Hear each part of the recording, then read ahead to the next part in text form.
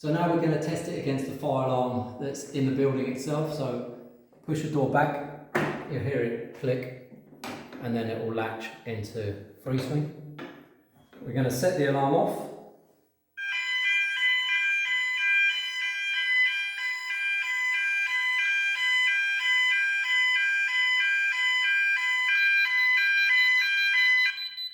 So it's sounding a warning tone just to say the door's going to shut.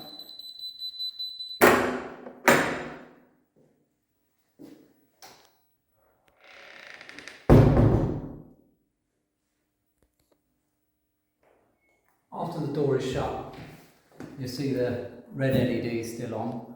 That'll turn off in a second, and when that's off, you can then open the door back and latch it back into free swing once again.